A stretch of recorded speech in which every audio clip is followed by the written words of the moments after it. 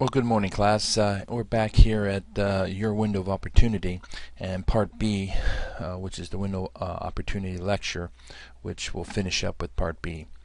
And opportunity comes if you're ready or not. The trick is to be ready.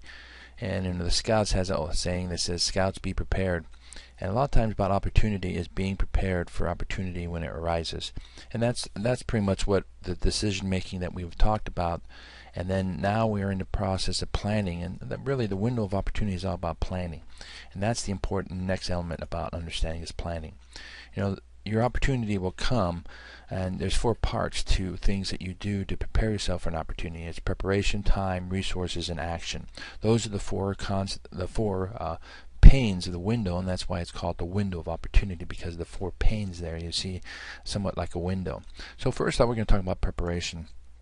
Preparation is where basically you have a plan, but you also need a B plan, sometimes a C plan in case of your planning, because things doesn't always go that way.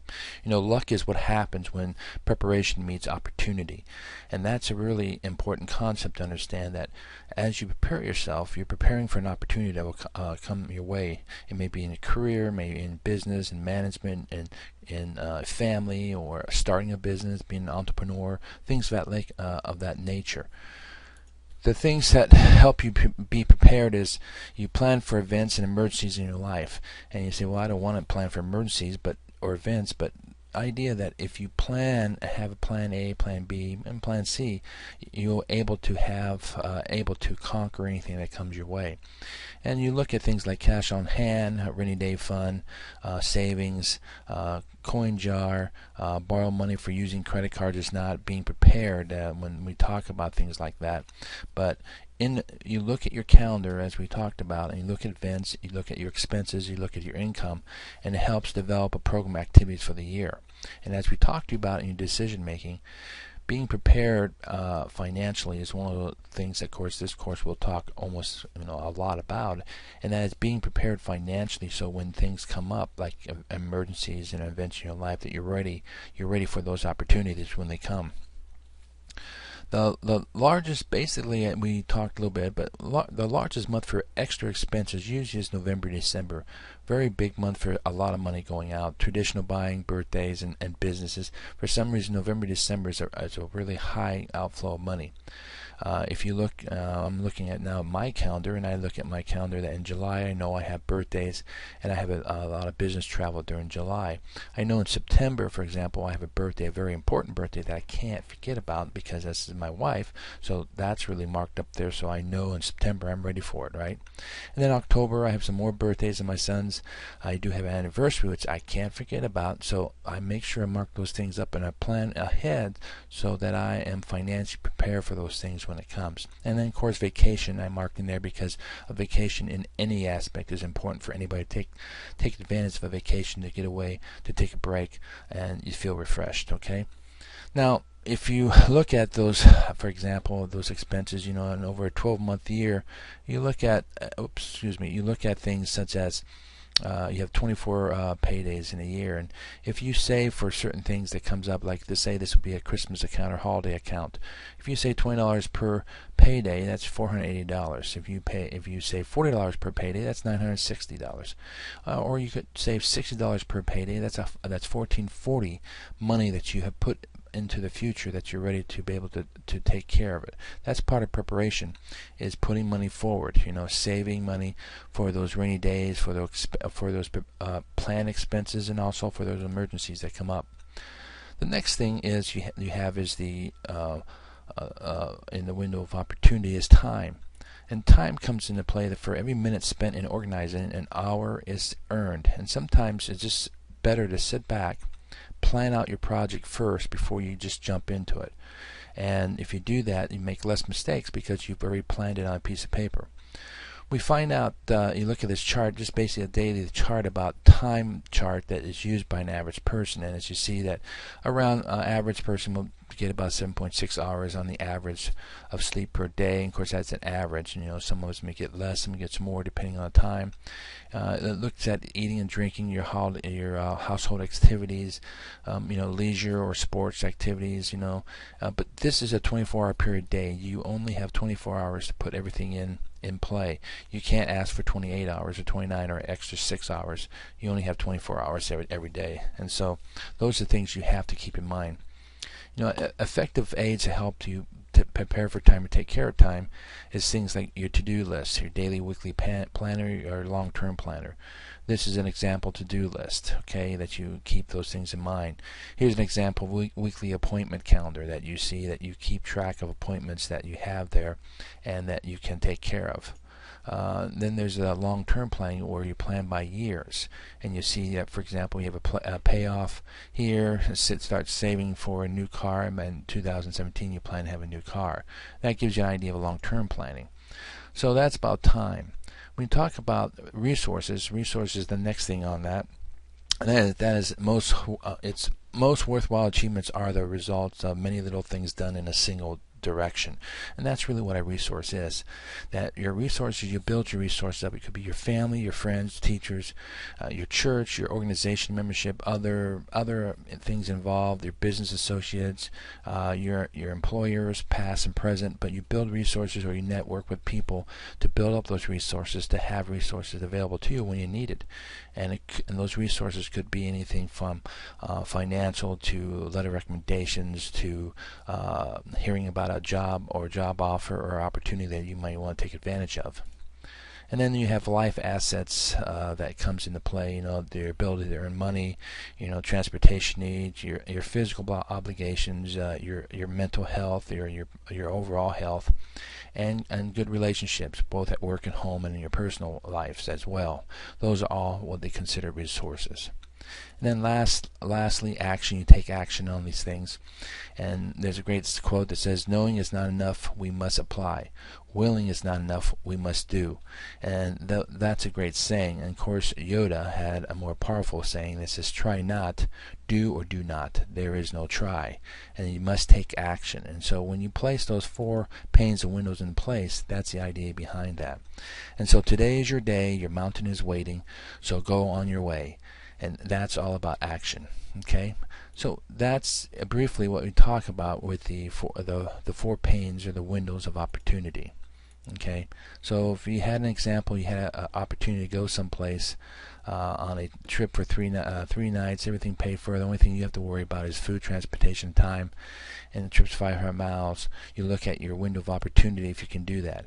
And if you had that preparation, you had time requirements, resources, and action, you have that ability to do that, to take advantage of it. If you did not have any of those resources that we talked about, then you would say, sorry, you can't do it, right?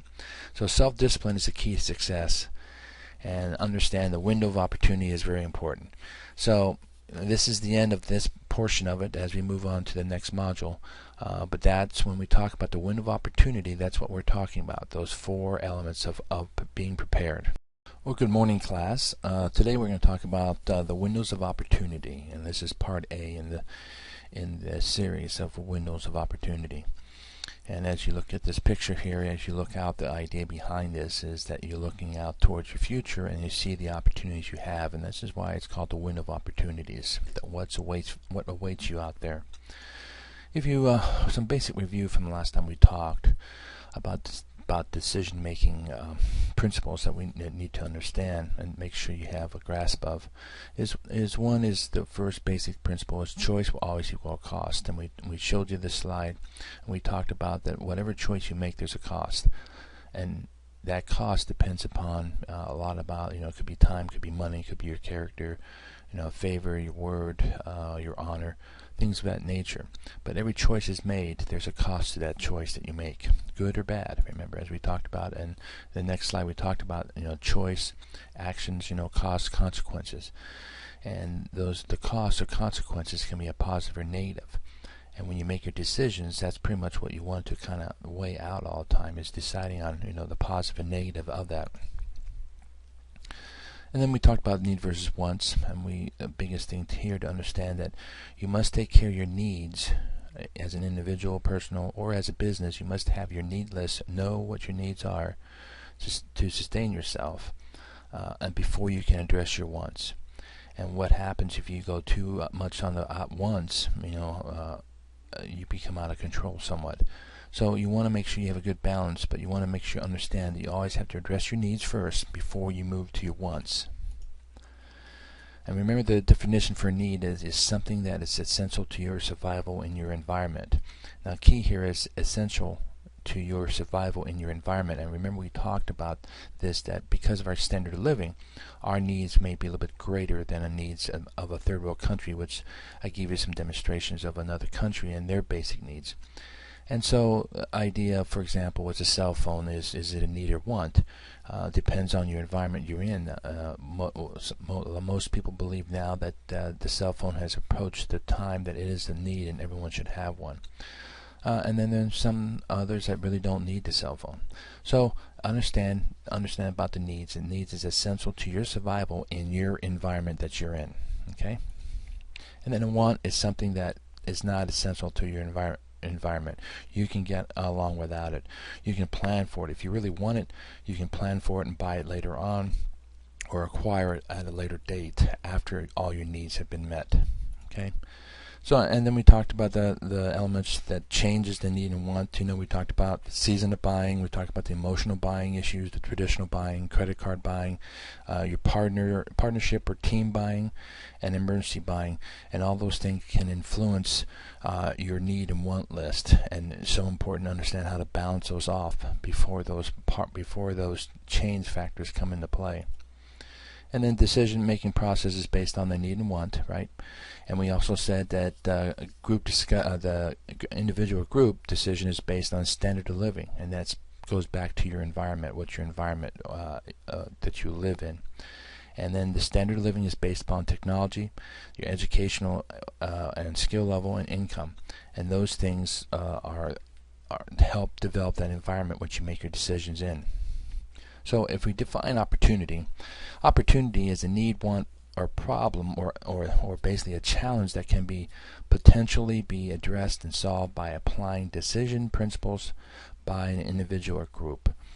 An opportunity that may come your way, it could be based on your need, it could be based on your want, could have a problem that comes up, that an opportunity for you to solve it, or it could just be a challenge that you address. And when you address those things, you put into factors those techniques of choice equals cost. You look at the need versus wants. You look at the element of changes that may affect it, and the standard of living or the environment which you live in, to make those understanding about the opportunity that you may have. Benjamin Franklin's system of decision making is another good decision making that a lot of people use because it's very simple. Basically, he looked at the advantages and the negatives, and what he would do, that basically, if a decision to be made, what he would do is put together a T-chart basically, and he would list all the positives or advantages or yeses on the left side, and then all the negatives or disadvantages or no on the other side. And as he did that, he was able to then ponder it, and after a while looking it over, he could make a decision. And so this is another great technique, the Benjamin Franklin technique, that people use to make decisions. And really, anytime you do make a decision, you think about it, you do make up a T-square maybe in your mind or something, and you list all the advantages versus the disadvantages of doing that, of that particular decision making. Okay, so that, and then you can make a very informed decision by doing that. Okay, well, that's all, folks, for Part A, Window of Opportunity. We'll move on to Part B here in the next few minutes. So good luck, and we'll see you in a few minutes. Thanks.